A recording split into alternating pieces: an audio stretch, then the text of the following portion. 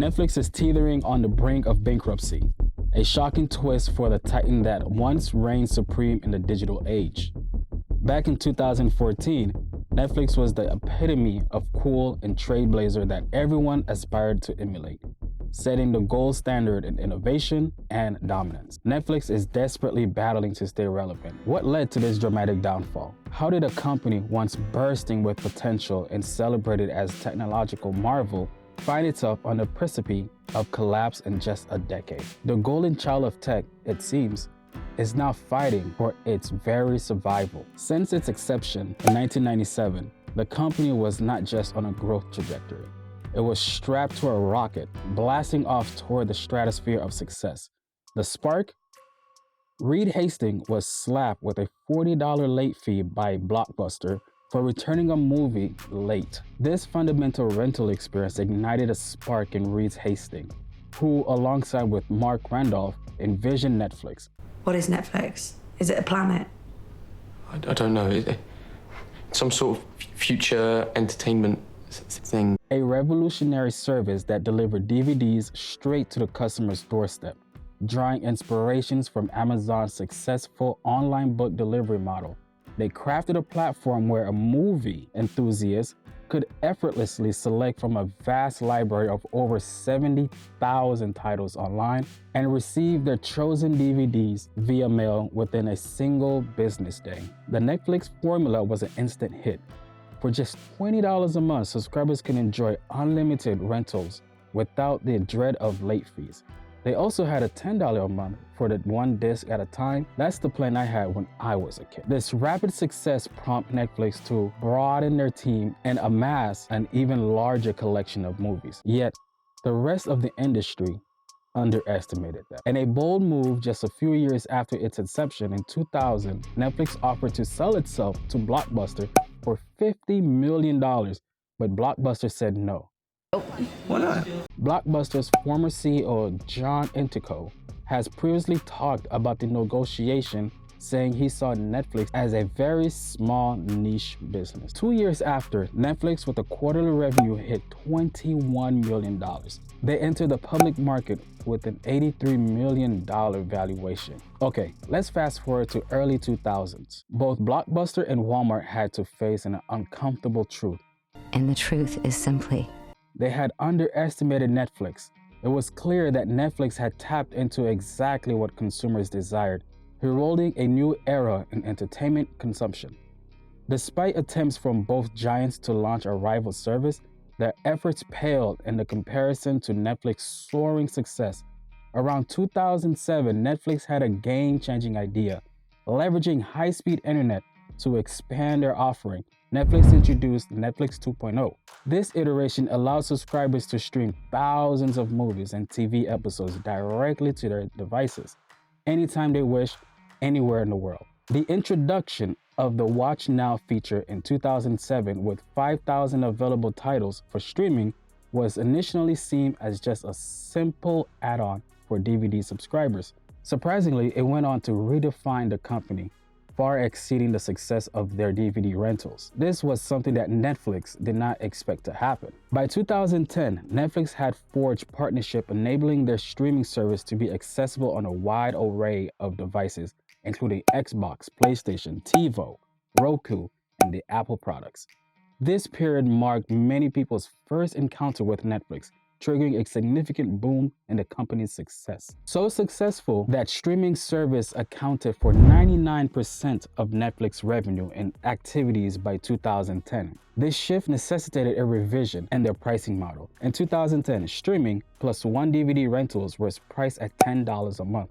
By 2011, the service was unbundled. With each priced at $8 a month, streaming had evolved into a standalone offering, reshaping consumers' expectation towards subscription video on demand.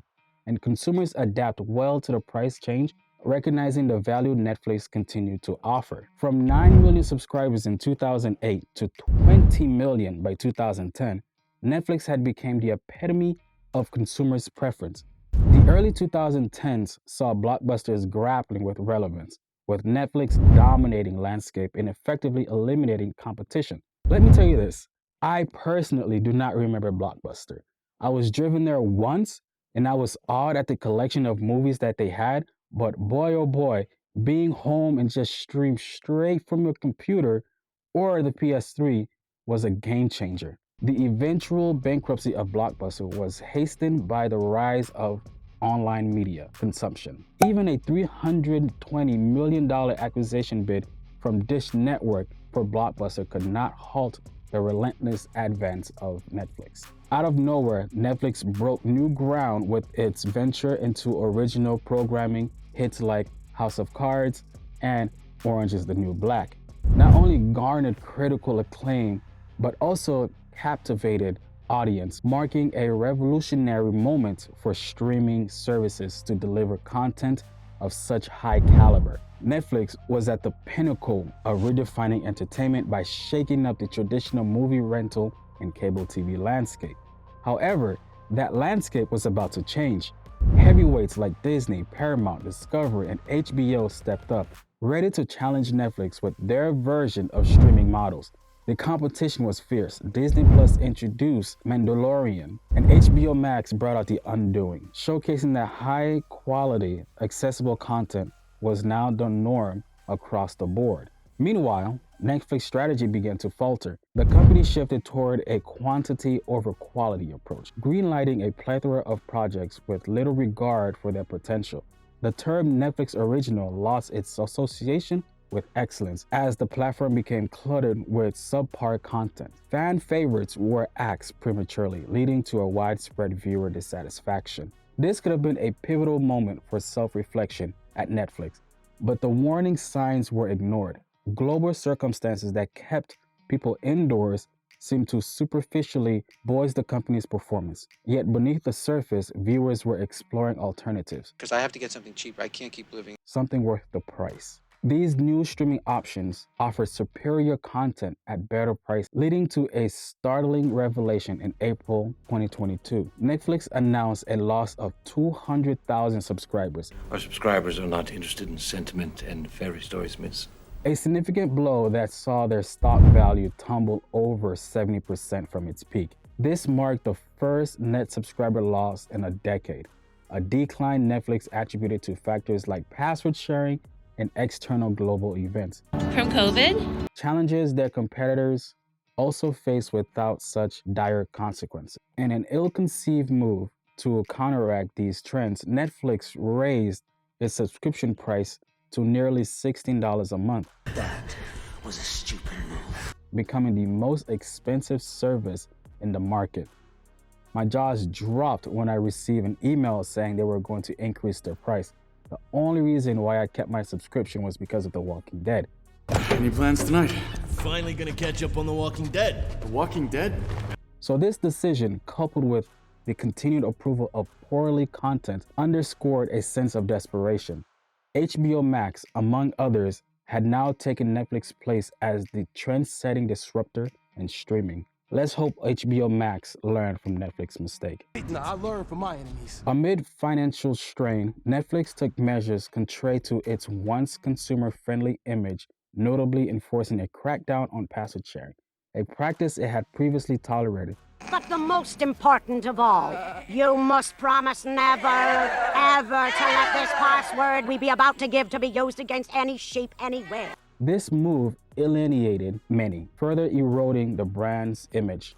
Additionally, Netflix's exploration of ad-supported, cheaper subscription tier seems to betray its original ethos, aligning more closely to the traditional cable model it once sought to overturn. Netflix's journey from industry disruptor to a company grappling with identity and market position is a stark reminder of the volatile nature of the tech and entertainment industry. That was too fast. I'll do it again. It's a cautionary tale of how quickly innovation can lead to dominance and how swiftly poor management can precipitate decline. For Netflix, the challenge now is not just about competition, but about reclaiming the vision and value that once made it a revolutionary force. Make sure to subscribe. Leave any questions in the fucking what?